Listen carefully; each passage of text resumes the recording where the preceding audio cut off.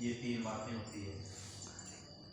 यहाँ दाहिनी ओर मेरे आसन पर यह सवरा देवी बैठी है, गायत्री बैठी है। अतएव आज से सदा नहीं देखने योग्य ये गुप्त नदी हो जाएगी। मेरे आसन पर इस छोटे को तुम लोगों ने बैठाया है, इसलिए तुम समस्त देवता भी दृढ़भूत होकर नदी का स्वरूप धारण करोगे। सौरा देवी के श्राप को सुनकर क्रोध से कांपती हुई गायत्री देवी ने भी देवताओं के रोकने पर भी सौरा देवी को श्राप दे दिया। गायत्री देवी बोली कि जैसे ब्रह्मा जी तुम्हारे पत्नी है वैसे मेरे भी हैं, और तुमने हमें व्यर्थ श्राप दिया है, इसलिए जा तू भी नदी का स्वरूप धारण कर। नारद जी बोले तब भगवान विष्णु आदि समस्त देवता हाहाकार करते हुए दंडवत प्रणाम करते हुए सौरा देवी की प्रार्थना करने लगे।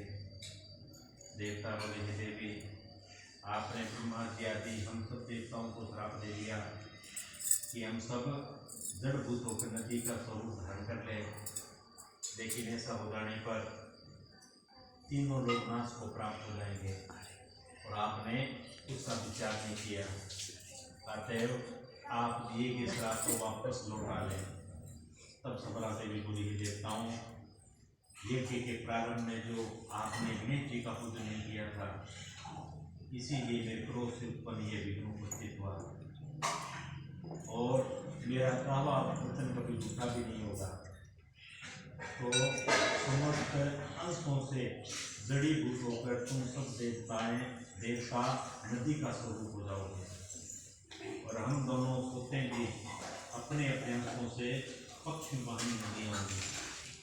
नारद जी बोले हे राजन, सौरा देवी का वचन सुनकर भगवान ब्रह्मा जी, विष्णु जी और शिव जी ये जड़ रूप होकर अपने अपने अंशों से नदी के स्वरूप होकर बहने लगे, नदी स्वरूप हो गए।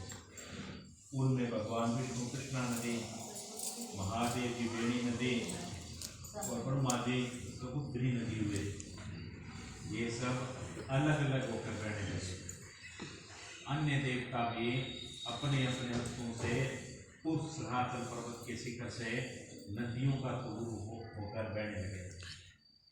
देवताओं के अंश से उत्पन्न नदियाँ पूर्व वाहिनी और उनकी पत्नियों के अंश से उत्पन्न सैकड़ों हजारों नदियाँ पश्चिम वाहिनी नदियाँ हुई। गायत्री और सौरा देवी ये दोनों पश्चिम वाहिनी नदियाँ सावित्री इस नाम से प्रसिद्ध हुई। और श्री ब्रह्मा जी ने वहाँ यज्ञ के निमित्त भगवान विष्णु जी और शिव जी इन दोनों देवताओं की स्थापना की। ये ही दोनों देवता महाबलवती बल के नाम से प्रसिद्ध देवता हुए। कृष्णा वेणी नदी के इस आख्यान को जो भी प्राणी भक्ति से सुनते हैं